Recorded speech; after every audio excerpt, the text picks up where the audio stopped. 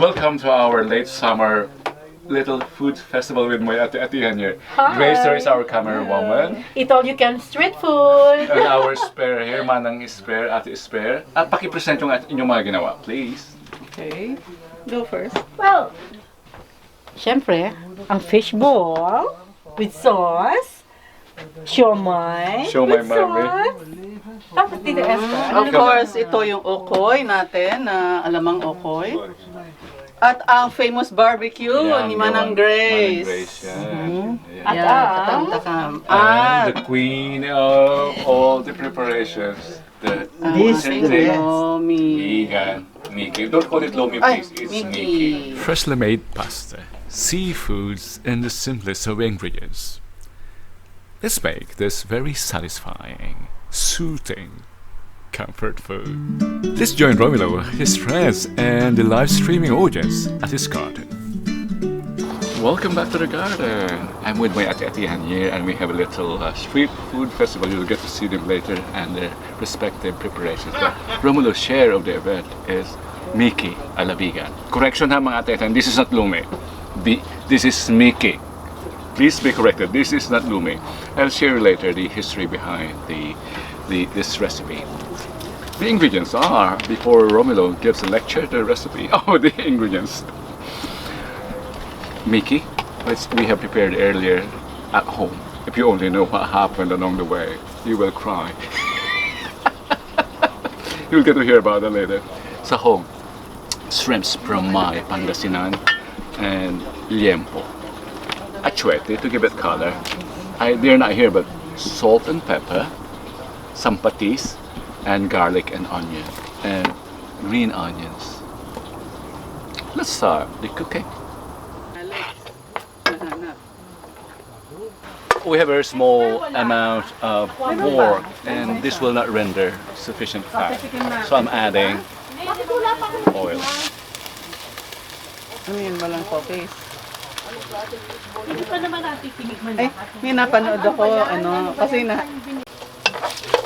The pork belly begins to caramelize. I think we can add the other ingredients. Let's add the garlic now and the onions.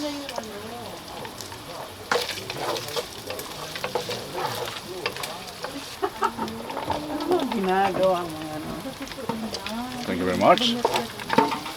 Pag nalagyan doon ng pagkain na. As I've been mentioning, it's good to caramelize the onions very well when cooking soup recipes. This is the soup recipe, so we have to do that. Have I told you that this dish came from vegan, and it was brought to our small village in Pangasinan.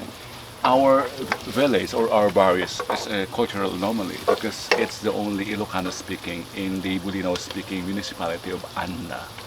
And it's because history has it that people from Vegan moved to the islands during World War to escape persecution of the Japanese, I think.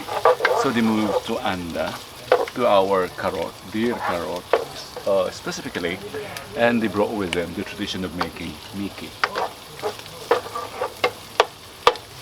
And Miki is usually prepared during big events, I mean big community events where one has to feed a big number of people.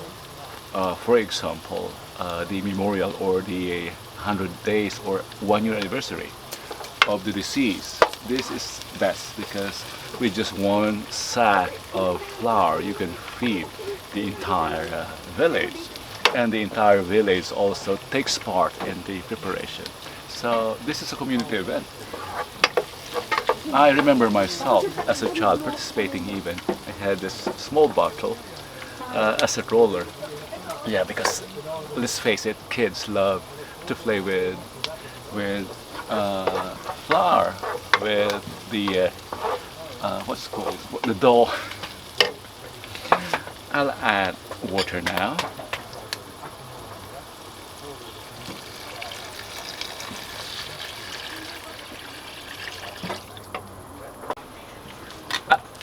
At this point, we can add the shrimps now to give it that shrimpy and seafood flavor. But before that, I want to get all the goodness of the shrimps by using the shells and the head to enrich the broth more. So let's just add water to the head and shells and crush it or pound it to get all the goodness.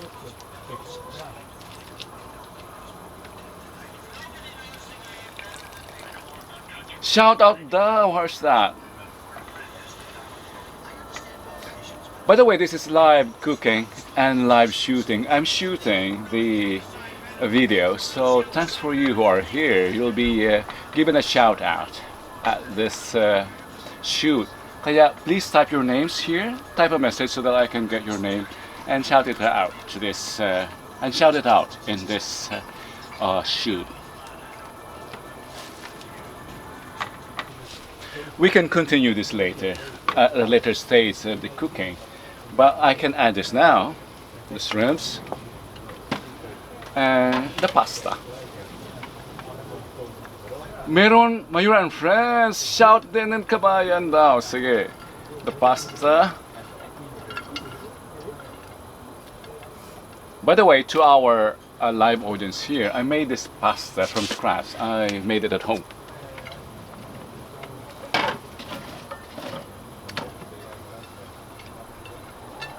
Do we have other friends here besides Mayura and friends? Maulan na dito ngayon sa Pinas, kabayan. Maulan na daw kaya magandang kumain ng munggo. And ano pa man, my God, naghuhulog ang mga dahon dito. Let's just add it that way.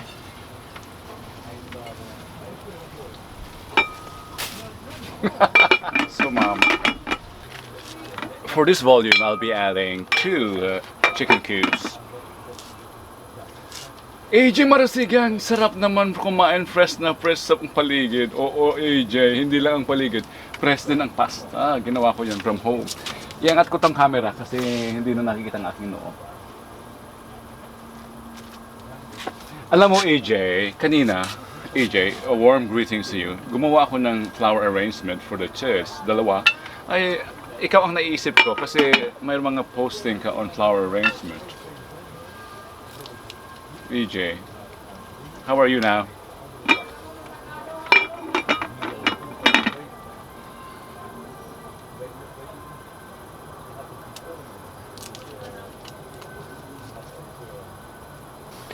Ladies,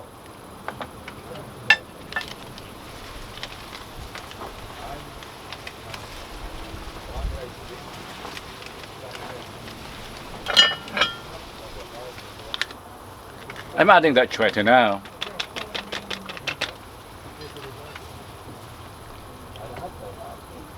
Pahingi ng warm water, please. Warm yan. Teka. And fish sauce. We need generous amount of fish sauce for this recipe. Boil na lang, Edna.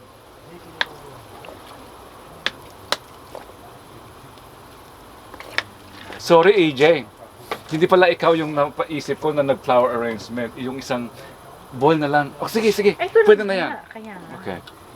Yung isang kapangalan mo, who's also in the Middle East, EJ. But how are you today, EJ? We're adding more water, by the way. And this is Misty here, and my ate-ate. Hi. Okay, more. Me? Add all that. Yeah. Thank you, Misty. Yeah. Let's just Meron boil kami it. mamayang eat all you can street food. Yeah, this is our little festival. Ito dahil patapos na ang summer. Summer is almost over, and in 2 weeks' time it will be autumn. So this is our celebration of the fine summer that we had. Goodbye to summer. Kuya, ang sarap niyan. I love na lumi. Totoo ba yan? Dealing life made with... It's I want to call it Miki, not Lumi. Iwan ko kung bakit Lumi ang tawag ninyo. I think it all depends where in which region the Chinese people come from. The Chinese who brought this to the Philippines. Yeah. Do you know that even pangsit or pansit means crab in Chinese? So pancit guisado is basically noodles with crab. Diba? Let's check out what the ladies are preparing. Halina kayo sa ating mga street food segment. Eto, ako in charge sa fishball.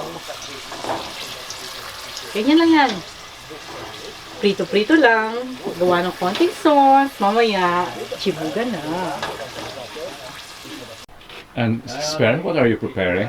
I'm preparing the sauce for our okoy. Okoy. What's okoy? Define okoy. Okoy is a fritter from shrimp and with a batter of cornstarch and flour and egg. Hello, Introduce what you're doing, Mana. I'm making a pork barbecue. Pork barbecue. For how many people are you preparing that? Yes, only for 7 persons. 7 persons. And how many kilos did you buy? I have 3 kilos. So, So, audience, what do you think? Is that generous or the pig? And back to our Miki. Let's add a generous amount of pepper.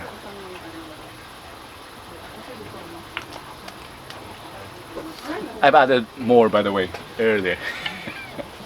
This is just to remind you that we need to add a generous amount of pepper.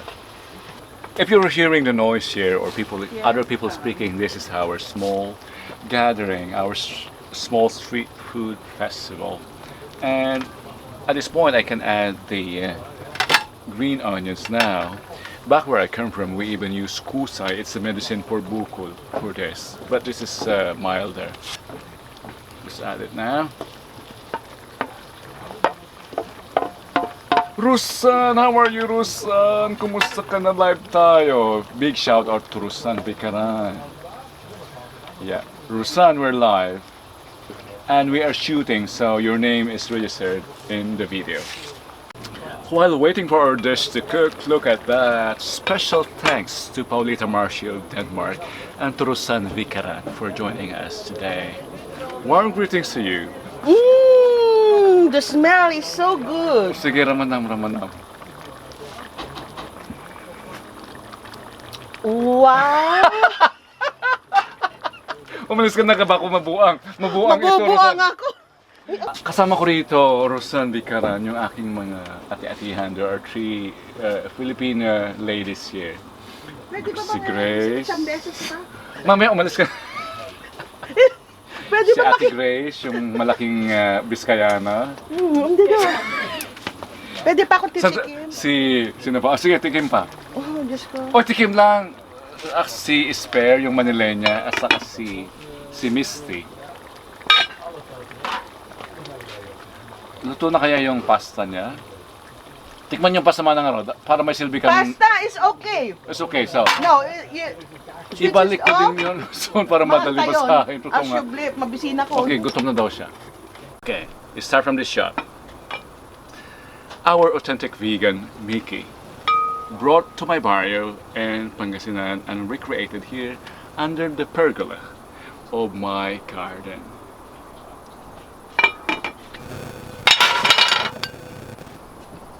Yeah.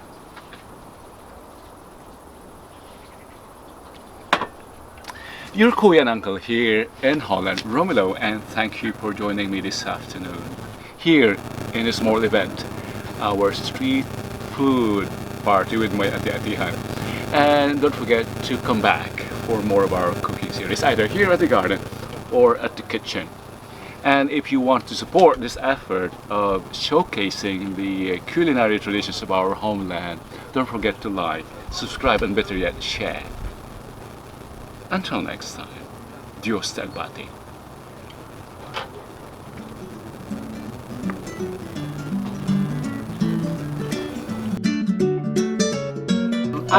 The queen of all the preparations, the This is authentic Lomi. vegan Miki. Don't call it Lomi, Ay, please. It's Miki. Miki. I stand corrected. Okay. And all the sauce for each of the dishes. Okay, off na tayo. It's smakelijk iedereen. Yeah. It's smakelijk. Okay, Manang. Tikim muna. Sige, Tikman na. Of course, dahil tradisyon namin to, yung aking loyal na manang, at siya ang nagbigay sa akin ng pasta machine, siya ang mag-taste. Dito ka, Manang. Doesn't harm. Tikman mo na baka Asan ang kutsara?